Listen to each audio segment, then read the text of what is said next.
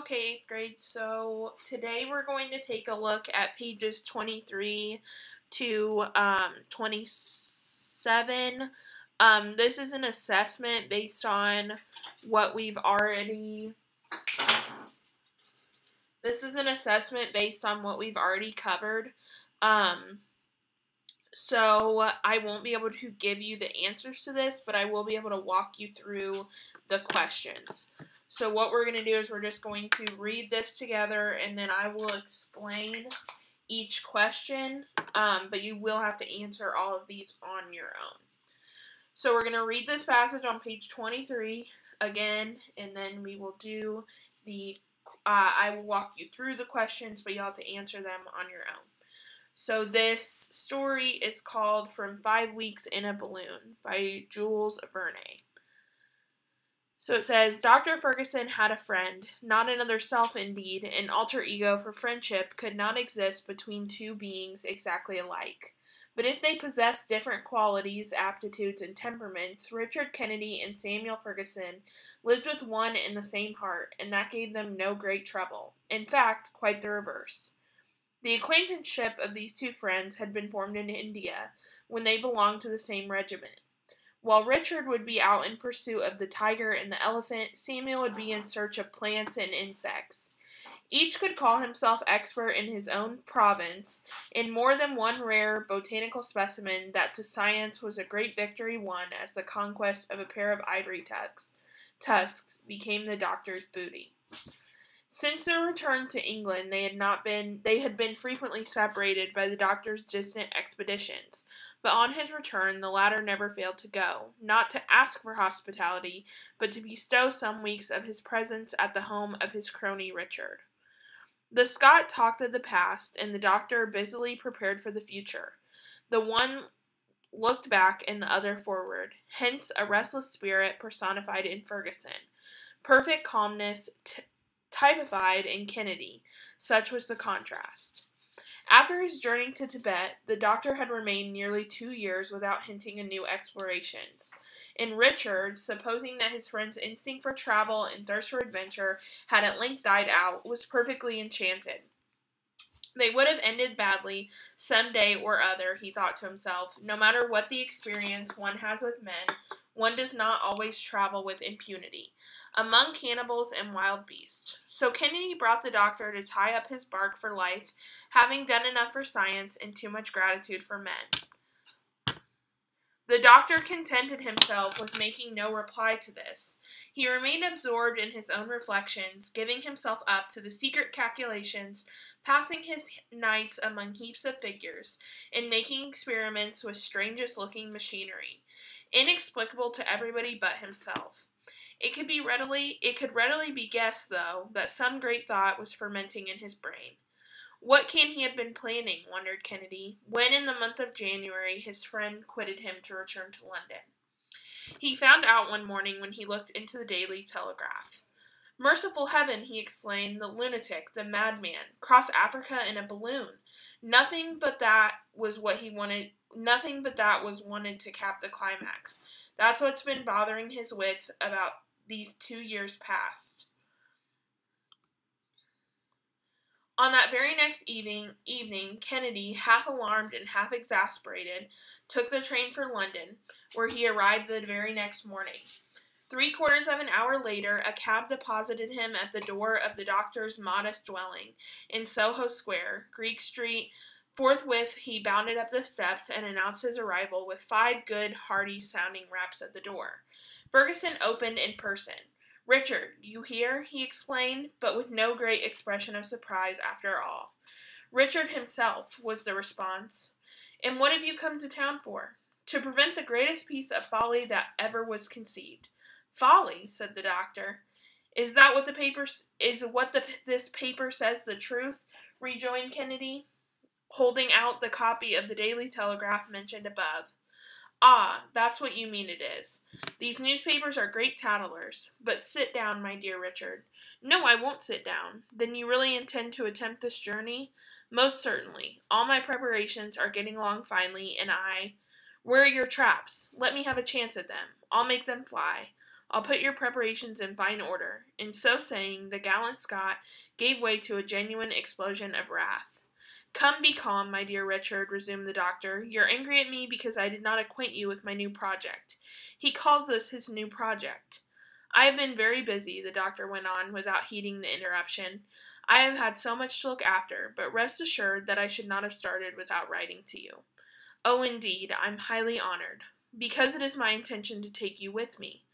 Upon this, the Scotchman gave a leap, and that wild goat would not have been ashamed of among his native crags. "Ah, really then, you want to send us both to Bedlam." "I have counted positively upon you, my dear Richard, and I have picked you out from all the rest." Kennedy stood speechless with amazement, but he made up his mind to oppose his friend's departure by all means in his power, and so pretended to give in, at the same time keeping watch. As for the doctor, he went diligently with his preparations. Okay, I know that was really long and rambly, but basically we have a doctor, and then we have the doctor is going to be taking this flight, and his friend is upset that he wasn't asked to go with him, all this other kind of stuff. So, in this question 17, when we have a part A and a part B, what that means is that the first question has to do with the second, or the first part has to do with the second part. So you need to answer part A before you can answer part B. So part A says, how does Richard Kennedy feel when he reads the newspaper article about Samuel Ferguson's plans? Well, that's what happens at the very beginning, right? So you need to go back to the beginning, which is on page 23, and you need to read about the part where Richard finds out about Dr. Ferguson's plans and look at his reaction. So that's going to be it's definitely going to be on the first page, maybe into the second page. So I would look at paragraphs 10 and 11 to answer this first part. So you're just looking for how Mr. Kennedy feels when he finds out about Samuel Ferguson's plan. Is he shocked? Is he angry but amused, which would mean that he's upset, but he's like, oh, that's ridiculous, or that's so funny? Is he nervous? So is he afraid that something's going to happen to the doctor? Or is he really proud of the doctor, is the last one. So then once you figure that out, you need to say which sentence from the story best supports your answer. So if you said he was shocked, that I'm not saying that's the answer, I'm just saying that's, if you said that, you would need to find which one of these four answers shows best that he was shocked, or angry, or nervous, or proud, whichever one you decide is the correct answer. So let's look at 18. What themes are revealed through the descriptions and interactions of Richard Kennedy and Samuel Ferguson? Select all that apply. So there will be more than one answer to this question. Now, what is a theme? Well, theme has to do with what lesson we're learning from the story, right? We discussed this in our last packet. So, for example, I think the example that we did was Lion King. If you're watching The Lion King, the theme of The Lion King is that, like, you can always be there for your family, or, like, family's the most important, or you're going to return home and take care of your people, that sort of thing. So, what is the lesson that we can learn from reading this, or what is more than, because there can be more than one theme, so we need to say what all themes apply. Again, themes have to do with what lesson we can learn from the story. So look at question 19. It says, read the dialogue in paragraphs 21 through 27 of the excerpt. What dialogue is people speaking to one another. So if we look back at 21 through 27, that would be right here, right in this part. So let me just...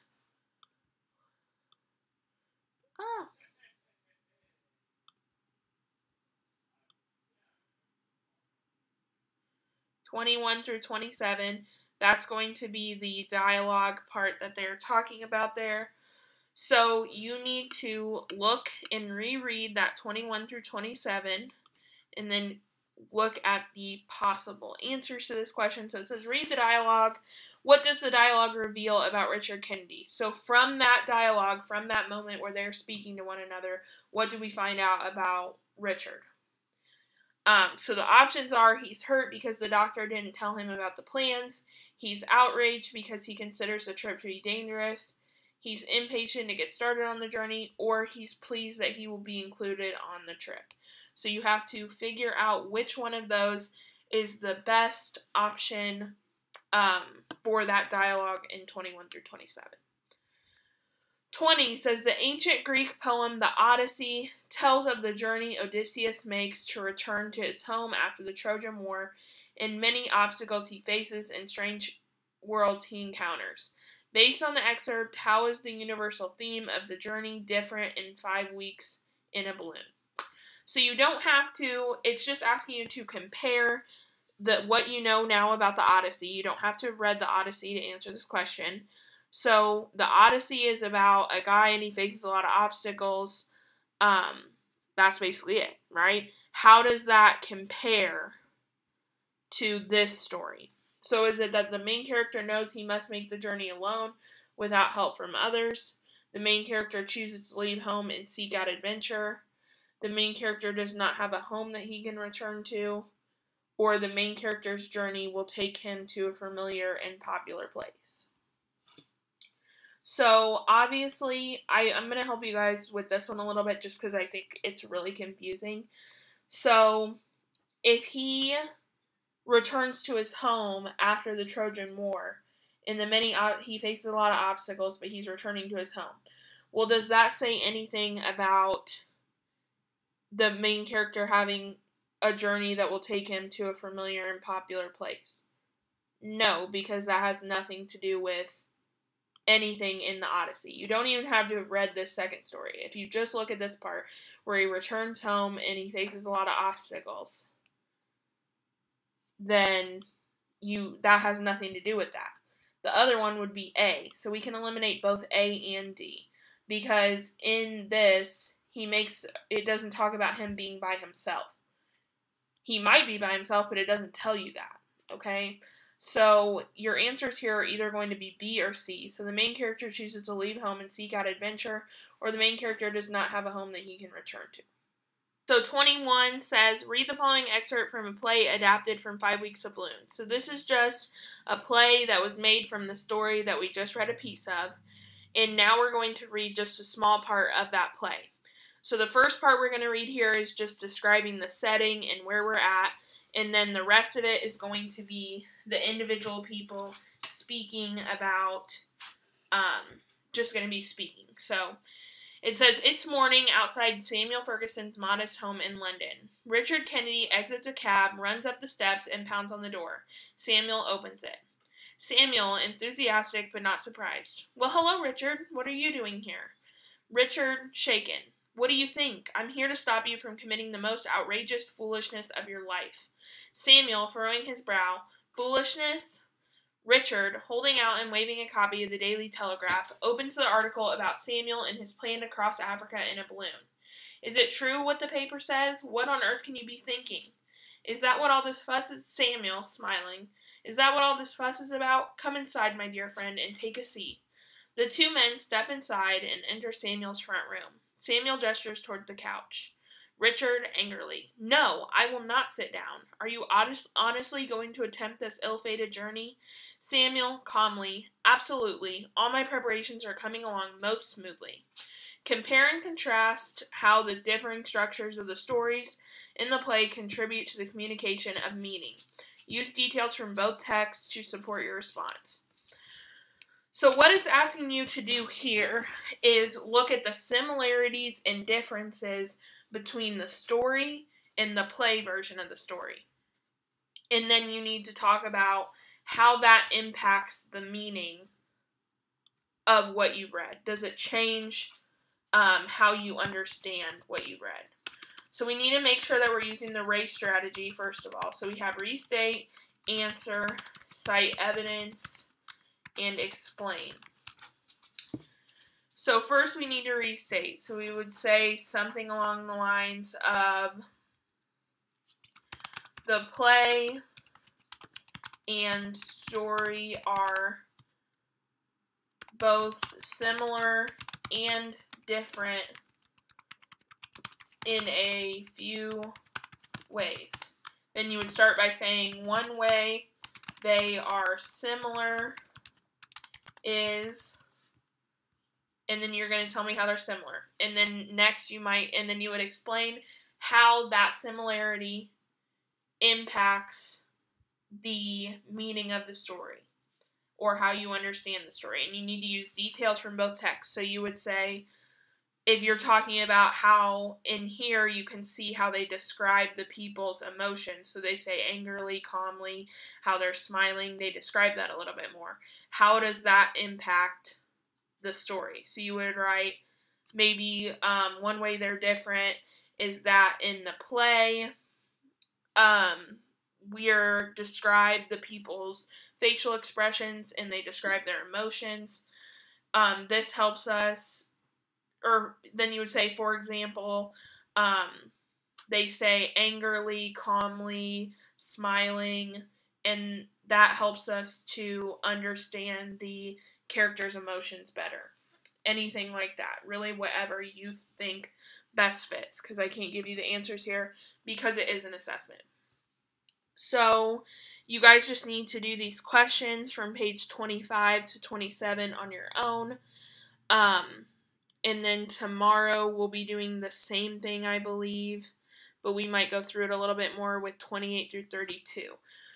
So I know on your calendar it says you're going to be doing more than this, but I think this is just too much to be doing 2 of these in one day. So this is just what we're going to go with today. So if you guys have any questions, you can get a hold of me during office hours.